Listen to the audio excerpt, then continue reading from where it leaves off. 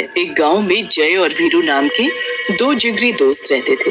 एक दिन दोनों गांव के बाहर बैठे बातें कर रहे होते हैं। तभी वहाँ ननकू नाम का गांव वाला आता है। वो बहुत ही घबराया हुआ होता है। अरे ननकू भैया, क्या हुआ? तुम तो ऐसे घबरा रहे हो जैसे कोई भूत देख लिया हो। सही कह रहे हो भैया, भूत तो नहीं लेकिन एक डरावनी चुड़ैल जरूर देखी है मैंने रात में अपने गांव वाले जंगल में। क्या बात कर रहे हो ननकू भाई? आए, चुड़ैल कहाँ देख लिया आपने? जो चीज होती ही नहीं वो देखी आपने? आए, ननकू बोलता है। क्या ही कर रहे हो? अगर हिम्मत है तो चलो जंगल में, आए, उस चुड़ैल को देखकर हंसना, फिर देखते हैं कितनी हंसी आती है। आए ननकू भैया, पहली बात तो चुड़ैल जैसी कोई चीज होती नहीं। आए, लेकिन फिर भी आप इतना बोल रहे हैं तो हम आज रात को ही चलेंगे उस जगह पर। आए, फिर रात में जय और वीरू दोनों ननकू के साथ जाते। भैया ननकू,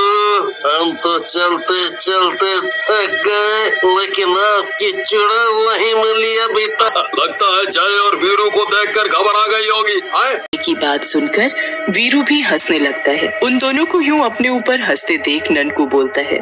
मेरी बात पर विश्वास करो तुम दोनों, मैंने सचमुच में चुड़ैल को देखा था और वो मेरे पीछे पड़ी थी। बड़ी मुश्किल से जान बचाकर भागा हूँ मैं। तभी जय को जोर से टॉयलेट आता है। वो वीरू और ननकू से बोलता है। अरे ननकू भैया, चुड़ैल आए या ना आए, लेकिन अपने को टॉयलेट जरूर आ गया। हम तो चले टॉयलेट करने। आए, लेकिन जैसे ही जय पीछे घूमता है, एक चुड़ैल उसके पीछे आकर खड़ी हो जाती है। चुड़ैल को देखकर जय घबरा जाता है। तुम सही कह रहे थे ननकू भाई, यहाँ तो सचमुच में चुड़ैल है। लेकिन जय इससे पहले कुछ करता, चुड़ैल उसे पकड़ लेती है। जय चुड़ैल को धक्का देता है और भागने लगता है। भागो वीरू, ये ननकू सही कह रहा था, यहाँ सचमुच में चुड़ैल है। भागो रे भागो। लेकिन वीरू भाग नहीं पाता है और चुड़ैल उसे पकड़ लेती है। ये देखकर जय रुक जाता है और वीरू की तरफ जाता है। यहाँ मत जा, भाग जा, भाग जा, नहीं तो ये चुड़ैल हम तीनों को मार डालेगी। भाग जा जय, तुझे मेरी कसम है। वीरू की दी हुई कसम सुनकर जय वीरू को छोड़कर वहाँ से चला जाता है। बहुत याराना है तुम दोनों में। तेरी जान बचाने के लिए उसने अपनी जान भी खतरे में डाल दी। तुम नहीं जानती चुड़ैल जी, हम दोनों एक दूसरे के लिए जान दे सकते हैं। अगर मैं उसे नहीं रोकता तो मुझे बचाने के लिए जरूर आता। तूने मेरा एक शिकार मेरे हाथ से निकाला है, मैं सोच रही हूँ क्या सजा दूं तुझे। ऐसा कहकर चुड़ैल वीरू को काट लेती है। वीरू को दर्द होता है। वो चुड़ैल से बोलता है। मुझे दर्द क्यों हो रहा है चुड़ैल जी? क्या किया आपने? आप तो मार देती हो लोगों को, मुझे जिंदा क्यों छोड़ दिया है? जैसे तूने अपने दोस्त को भगाया था, उसी बात का बदला है ये। अब तू ही अपने दोस्त को यहाँ लाएगा, और अगर तूने हमारी बीच हुई बात को किसी को भी बताया, तेरा सर वहीं फट जाएगा। ऐसा कहकर चुड़ैल वहाँ से चली जाती है और वीरू भी अपने गांव वापस पहुँच जाता है। देखा गांव वालों, मेरा वीरू कितना बहादुर है। अकेला इस चुड़ैल से निपट कर आ गया है। अरे है कोई बहादुर पूरे गांव में मेरे भाई जैसा?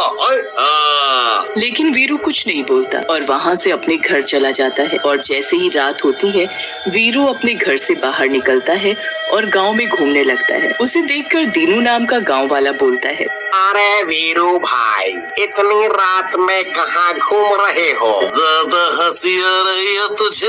अभी बताता हूँ। ऐसा कहकर वीरू दीनू को पकड़ लेता है और देखते ही देखते चुड़ैल में बदल जाता है। उसके बाद दीनू को गर्दन के पास काट लेता है। तभी वहाँ चुड़ैल आ जाती है और दीनू को उठाकर ले जाती है। ये सब अब और दूसरे गांव वालों का खून पिएंगे।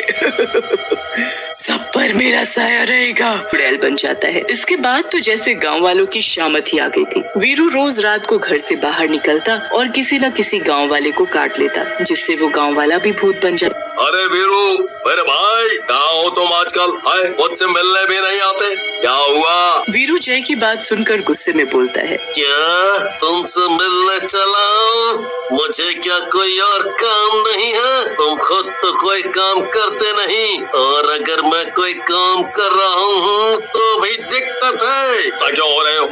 मेरा वो मतलब नहीं था। तुम अपना काम कर लो, मैं बाद में आता हूँ।